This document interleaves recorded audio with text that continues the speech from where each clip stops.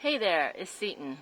Today I will be doing the what's my fragrance name tag created by my good friend on YouTube, Annie S.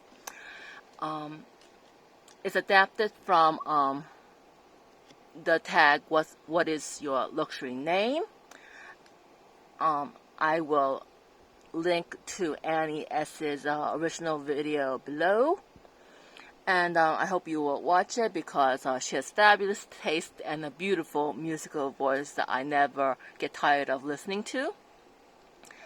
But anyway, I didn't realize what this tag was about until I watched Annie S's video. And it's like the song Love as famously sung by Nat King Cole. If you're not familiar with that song, it goes, L is for the way you look at me. O is for the only one I see. V is very, very, and so on. It spells love. Okay, so today I will be spelling Seaton, S-E-T-O-N, with fragrances and fragrance names. So the only thing I will note before I start is that I decided to show some of the more obscure fragrances in my collection because there hardly anybody talks about them, and I'm happy to review them for you, and hope that would be of more interest. So let's start. S is for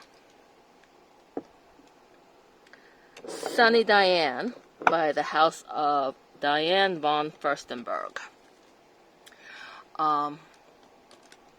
This is a great beachy scent, but, and there is a big but I will get to it later, but let me show you the bottle.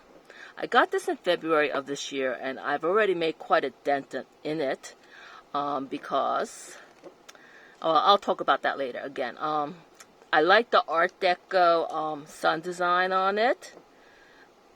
Very Lolita Lempica. It's also in the shape of a teardrop, and it is EDT 100 mils 3.3 ounce bottle. I lost the cap.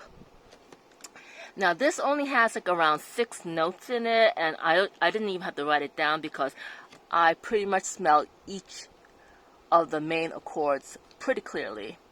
It opens with citrus, mostly mandarin orange. It also has a sea salt breeze or sea salt air accord.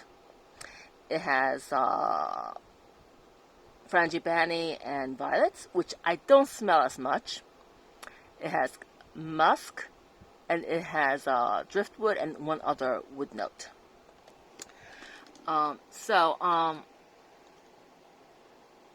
This kind of scent recalls not like a beach in Florida, but like a beach on the west coast near Carmel.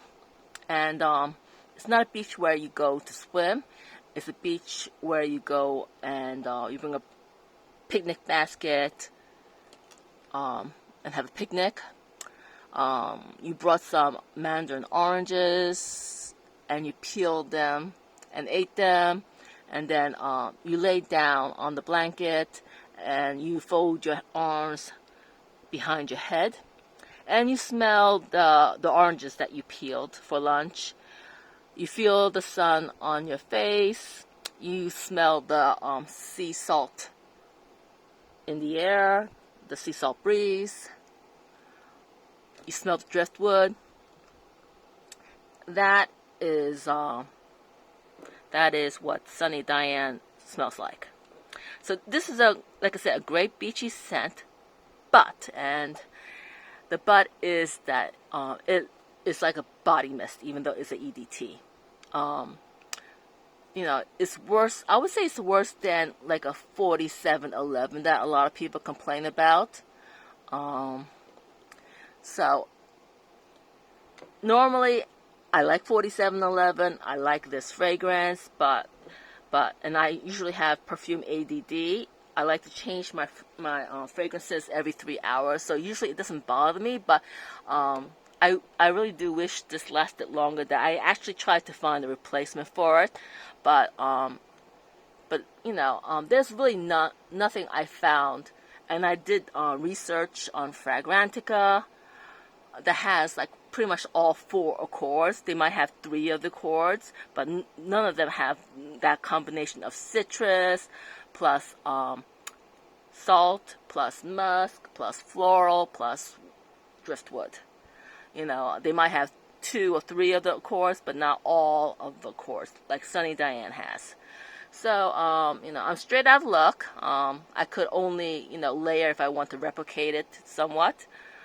But that is Sunny Diane, and all the good reviews and the bad reviews on Fragrantica were right about Sunny Diane.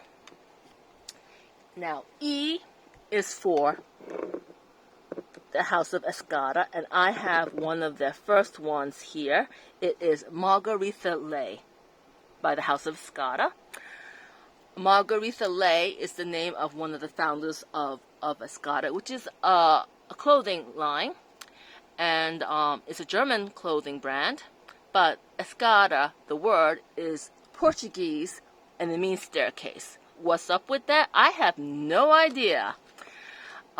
This came out in 1990, but it reminds me with its red box with the gold writing. It reminds me of Giorgio Beverly Hills, a powerhouse 1980s perfume. This is also a powerhouse perfume. It's mainly a hyacinth perfume, and I guess hyacinth is not popular these days. It's like considered an old-fashioned note. When I think of hyacinth, I always think of the famous poem, The Wasteland by T.S. Eliot. If you don't know the perfume, and you should because everybody studied it in college, I always think of the plight of the hyacinth girl in that perfume. It goes something like, when we came back late from the hyacinth garden, your arms were full and your hair wet. I could not speak, and my eyes failed. I was neither living nor dead, and I knew nothing. Okay, so I always think of that passage when I think of hyacinth. Maybe a lot of people do, which is why it's not popular. But this is done by famous nose Michael Almerac, and he has done many perfumes, including Fahrenheit for Men by the House of Dior, Gucci Rush, Cashmere by the House of Chopard, Burberry for Women by Burberry, Jill Sander No. 4 by the House of Jill Sander. I mentioned Jill Sander No. 4 because that was my signature perfume for a little while in the 90s. So obviously I loved that. This also came out in 1990, and it's a pretty perfume, except obviously I never used it because it was a gift. And the reason why I didn't use it is, like, 1, I'm not really into florals, but 2, and more importantly, it has a large amount of sandalwood in it. And when a perfume has a large amount of sandalwood, it hurts my throat, and that is the case here. So, but otherwise, if you don't have that problem, and most people don't, I just happen to, this is a beautiful, strong perfume that has hyacinth, ylang ylang, cloves, sandalwood, and many other notes. Those are the ones I smell the most. It gets great reviews on Fragrantica. So, you know, if you're, and it's very different from the perfumes that Escada is now known for, those fruity cocktail type perfumes. So it's worth checking out.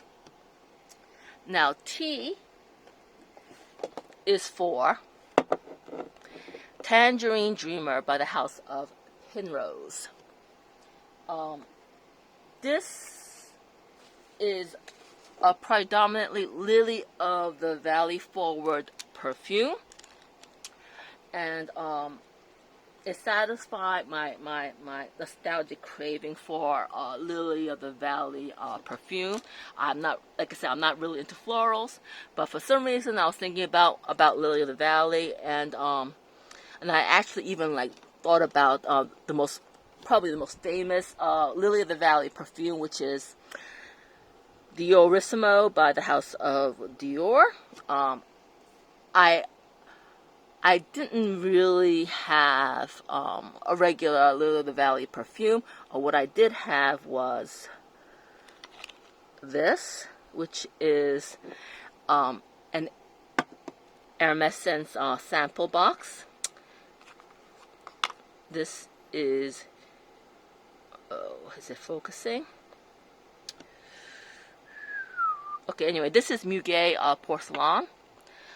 And it's in that large 3 to 4 ounce milliliter sample bottle that Hermes usually gives out. And I mentioned that I am a regular customer at Hermes, so I get a lot of these for free when I shop there, and so I was like, I was just like using this when I was in the mood for Lily of the Valley. This was the last fragrance that the great master perfumer Jean-Claude Elena did for the house of Hermes before he left. And it's a light perfume as you expect from Elena, but it has this animal notes accord, which is very weird, and it gets really bad reviews on Fragrantica because of it. So that's, so this was like the only Lily Valley I had besides this one, which some, I don't know, some weird people compared to the Pinrose Tambourine Dreamer. This one, Living Grace, has only 3 notes. It's Neroli, Lily of the Valley, and the Philosophy Musk.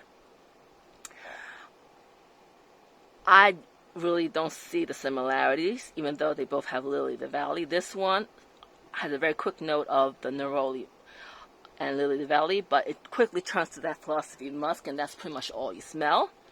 And, people went back and forth on Fragrantica on whether, it compared or not. I am with the people that says they're dreaming. But anyway, this is this Pinrose has 9 notes. The notes of Lily of the Valley, ylang ylang, jasmine, lemon verbena, musk, and cedar is the ones that I smell the most. So I said, like a straightforward Lily of the Valley fragrance. It give it a thumbs up, as long as you don't expect too much from it, and certainly it's better than this Muguet Porcelaine by Hermes. Now, O is for the house of Outremer. They're known for their famous vanille perfume, but I decided to go with 2 of the more obscure ones. This one is Orange Extract de Parfum. And I got it thinking that it was going to smell like oranges, the fruit, but it's a woody fragrance with some orange in the air, with some orange scent in the air. So it's either like petitgrain or it's orange and woods notes together. I don't know what it is exactly, but it's basically a woody fragrance. It's nice, but it's not what I was expecting. And I also have the Bergamote, and I got this mostly to remind myself what bergamot smells like, because bergamot is often, used along with other citruses, so it's kind of hard to differentiate what's bergamot in there. And this this captures, what bergamot smells like. Bergamot, in case you don't know, seasons Earl Grey tea, and it sort of captures that tea-like aspect. Sometimes it smells a little bit twiggy instead of tea-like, but it's fresh and clean and citrusy. And I usually recently I was at the La Labo boutique in New York City, and the sales associate was like, I want you to try the New York City exclusive, which is Tuberose 40. And he just sprayed it on me, didn't tell me what the notes were. And I smelled it, and I was like, oh, this has bergamot in it, And he was like, oh, yes, it does. You have a really great nose. And I'm like, yeah, thanks. Because I'm quite familiar with what it smells like, using this. So, it does help. And N is for New York for Ladies by the House of Brooks Brothers. This is another hyacinth perfume. And this is by a famous nose also. It's by Elias Armendidis. He's probably best known for Princess by the House of Vera Wang. He also did She by Alfred Sung, as well as other Pinrose fragrances, although not Tambourine Dreamer. This is a classic floral fragrance, predominantly hyacinth. It also has orange blossom, and you can definitely smell the orange blossom. It also has tuberose, it has wood notes, it has musk. Like I said, I'm not really into florals, so I was really surprised that I have a dent in here. And this this originally came in the early 2010s in this ink stopper cut glass bottle, but they rebranded their packaging into this very plain philosophy type bottles, and they did that across all their perfumes to have this type of bottle. So this one is like a pale pink bottle with a clear juice. I find this the cap a little bit cheap. It came to me dented, even though the box itself was not dented.